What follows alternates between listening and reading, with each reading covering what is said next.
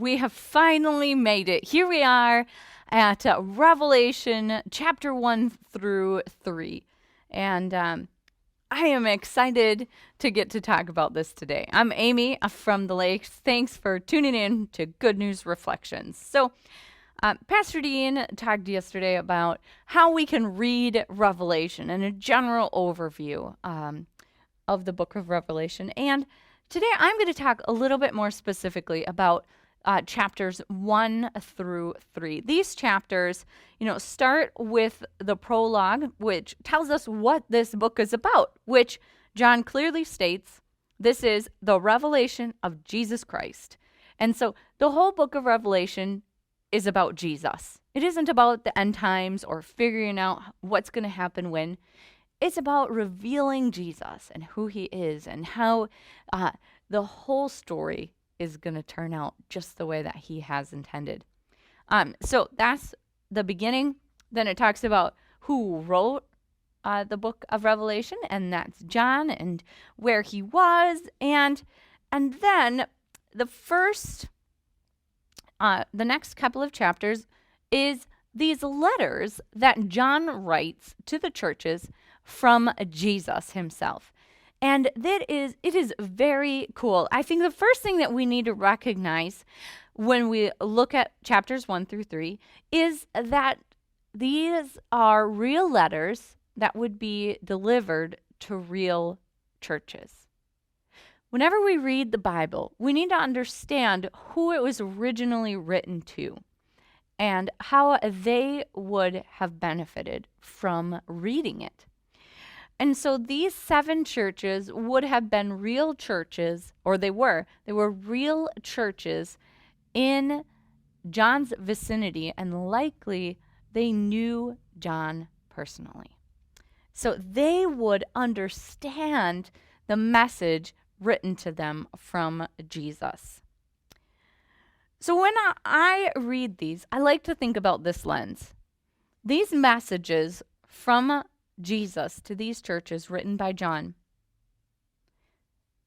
we get to see what is important to Jesus.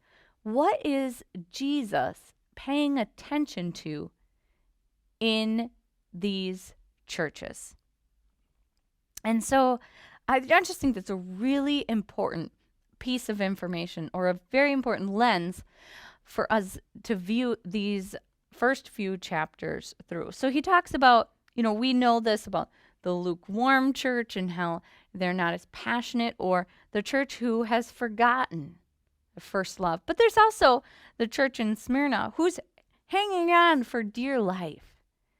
And Jesus is praising them for that and saying, you will be rewarded. What kinds of behaviors is Jesus paying attention to? I'd encourage you to read through it, and pay attention to what Jesus is paying attention to. Another really cool thing to recognize here is that when Jesus is writing these messages, even though he has some pretty hard things to say to some of the churches, he's giving them an opportunity to respond to him. He's giving them an opportunity to change course. He is asking them to redirect. And isn't that what we have to do in our lives, right? We have to listen to the words of Jesus. We have to listen to his message for us. And then we are given the opportunity to change and adjust our lives according to what he has said to us. So he's filled up this book with great things to say to us, but he also speaks to us through the Holy Spirit, through people in our lives, through circumstances, and we need to pay attention to what Jesus is saying to us. And then, like these churches, like the 7 churches, we're given the opportunity to adjust and change course based on what Jesus has said to us. So listen and respond to Jesus. That's what these churches were given the opportunity to do. So we can, when you read through this, and I'd encourage you to do so, it's I'm overviewing 3 chapters here, so I'm not going to take a look at a particular verse, but I'd encourage you to go through and read it and ask some of these questions. What does Jesus praise the churches for doing and for not doing? What is it that he is saying, great job, churches? And then what does Jesus ask the churches to stop doing? What is he saying? That is no good. You need to stop doing that. So I'd like you to pay attention to that as you read through this. And then how does Jesus encourage the churches?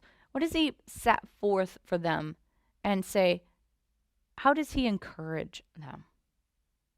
And then also, what does Jesus promise them if they remain faithful? What is the end reward that they have to look forward to that's in store for them? And then finally, for you personally, what do you think about this? If Jesus were sending a letter to you about your life, what would he praise in your life? What does he see? Now, once you've read these letters, what does he see you doing very well? How are you staying faithful and overcoming? And what things might be out of line? Listen to him for his encouragement and his call to remain faithful and overcome in your life. Signing off from the lakes.